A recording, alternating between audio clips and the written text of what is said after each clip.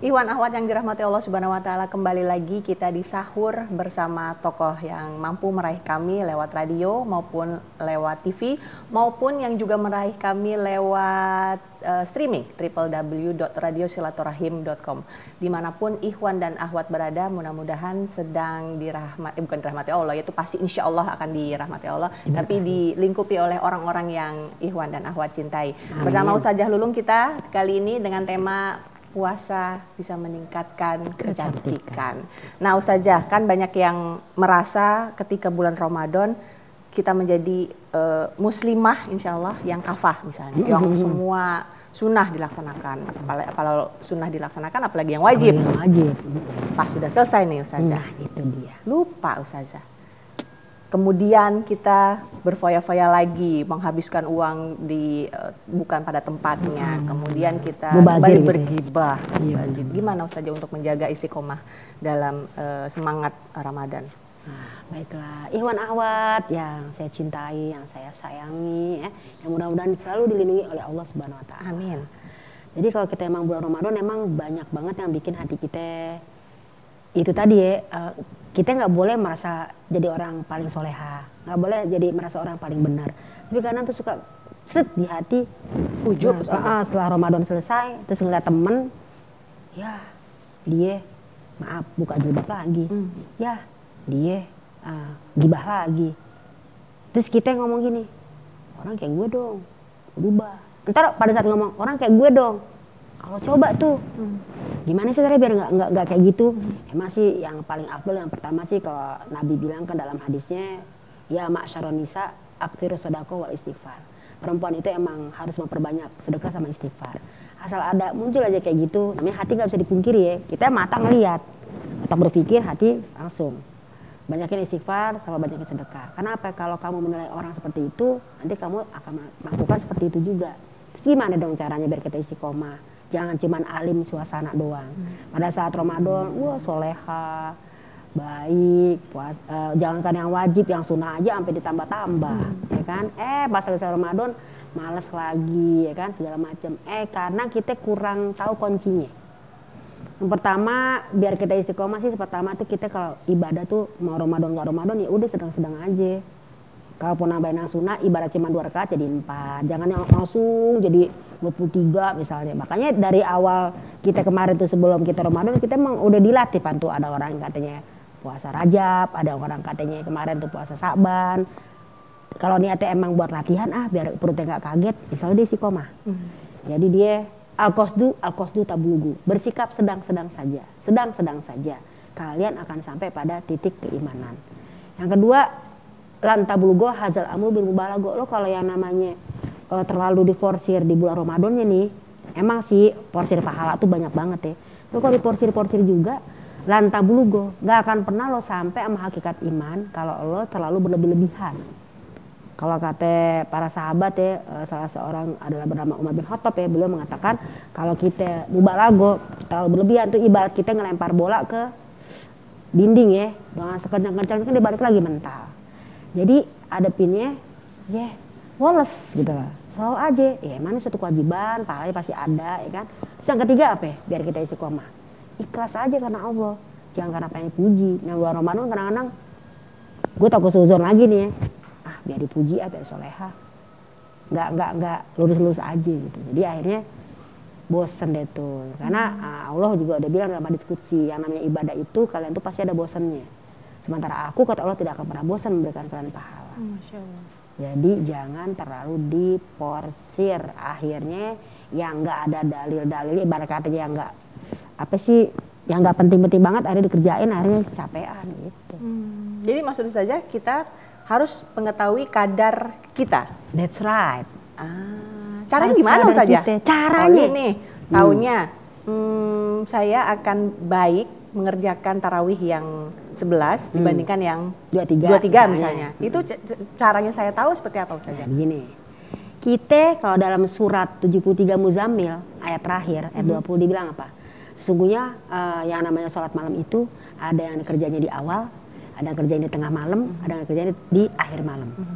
Dan kalian sebagian dari kalian itu pasti akan ada yang melaksanakan seperti itu di awal, di tengah, di akhir. Karena apa? Karena kalian nggak bisa menghitung waktu-waktu kalian. Hari ini kita sehat.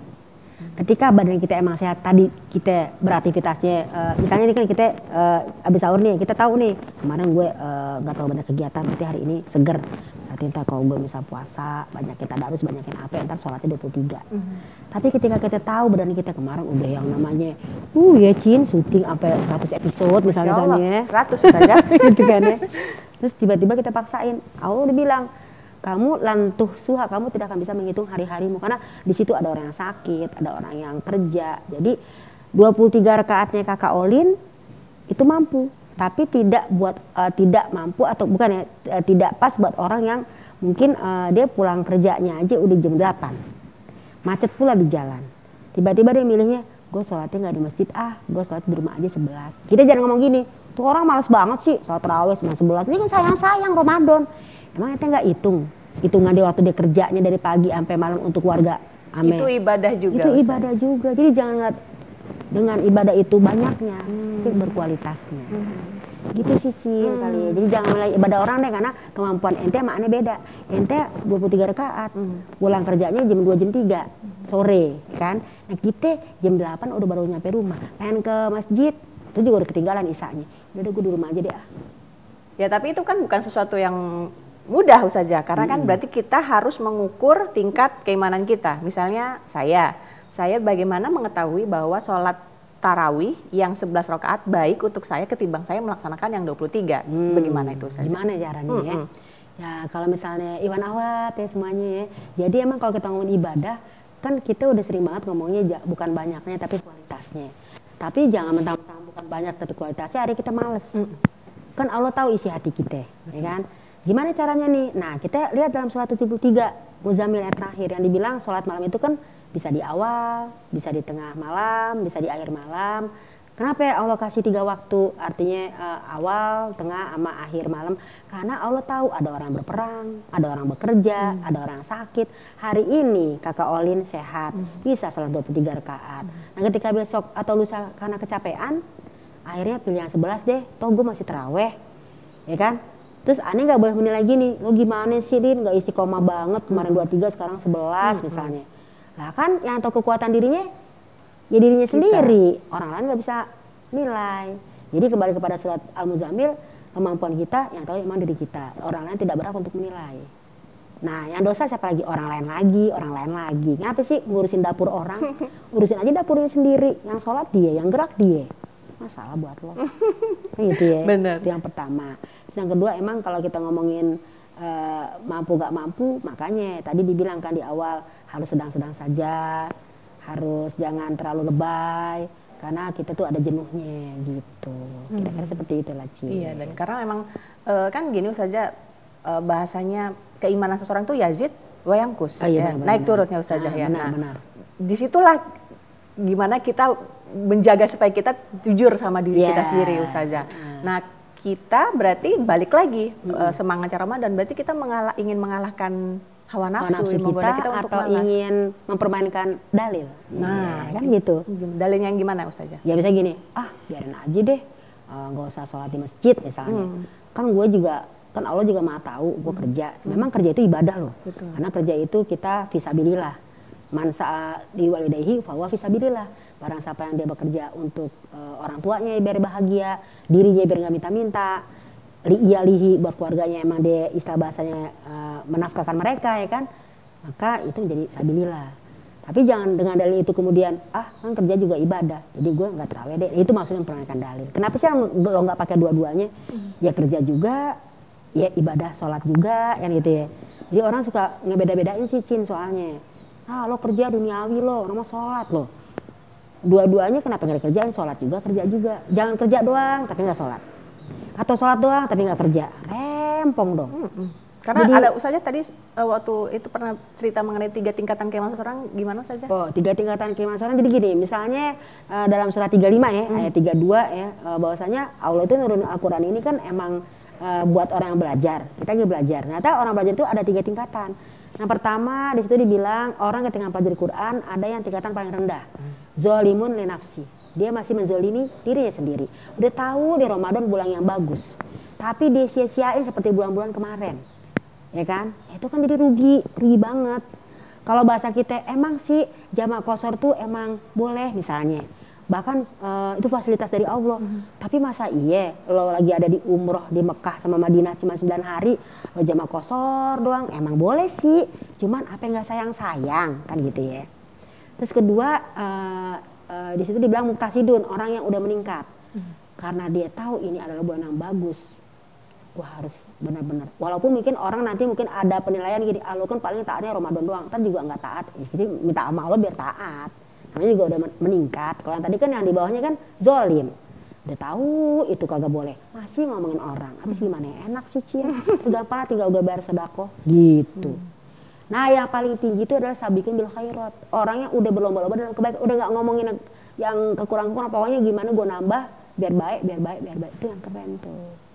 Jadi ukuran masing-masing yang tahu diri kita sendiri gitu. Kalau kita mau langsung extend gitu saja dari yang paling rendah langsung gitu ya.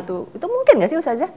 Ya selama saya pengalaman dengan teman-teman nih Iwan Ahwat ya, walau alam ya mungkin beda orang ya. Ada orang itu yang terlalu gitu ya drastis. Itu kalau kata Umar bin Khattab, mubalaghah itu kalau berlebihan lantablugo, tidak akan pernah sampai pada hakikat iman.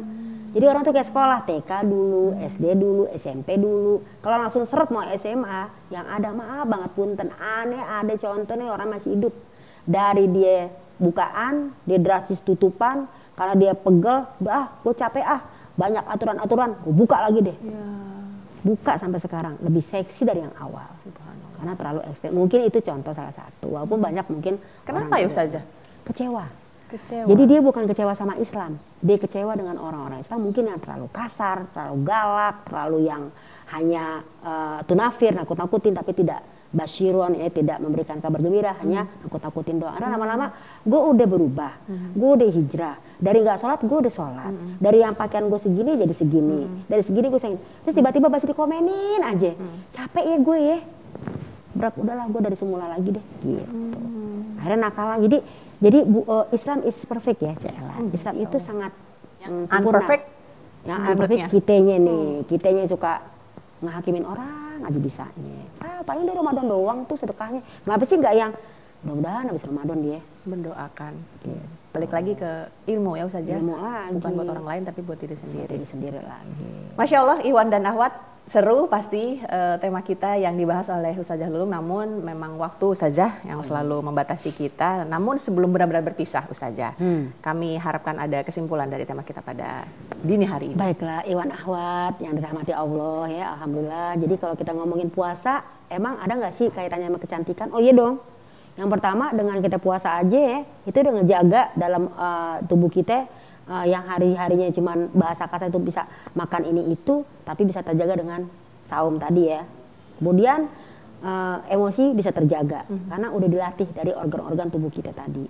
Yang ketiga, dengan pengetahuan lah, maka insya Allah kita akan menjadi orang lebih baik lagi. Karena ilmu tanpa amal bagaikan pohon yang tidak berbuah. Nah maka jangan cuma banyak ilmu, tapi juga ada diamalkan. Tapi juga jangan pengen beramal tapi nggak ada ilmunya. Ntar yang ada cuma nyalain orang doang. Insya Allah ilmu sama amal, Ramadan kita terjaga, wajah kita menjadi cantik, lahir batin. Amin. Jazakillah Ustazah. Iyaku. Mudah-mudahan bermanfaat besar bagi saya khususnya dan bagi pemirsa juga pendengar Rasil pada dini hari ini. Ya, Ikhwan dan Ahwat, demikianlah perjumpaan kita bersama Ustazah Lulung. Mudah-mudahan bermanfaat besar. Yang bertugas pada hari ini saya Caroline, diiringi doa dan dukungan para rekan-rekan yang ada di belakang kamera juga di Mixer Radio. Mohon pamit dan mohon maaf atas segala kekurangan. Subhanakallahumma wa bihamdika asyhadu an la ilaha illa anta astaghfiruka wa atubu ilaik. Billahi taufik wal hidayah. Wassalamualaikum warahmatullahi wabarakatuh. Waalaikumsalam warahmatullahi wabarakatuh.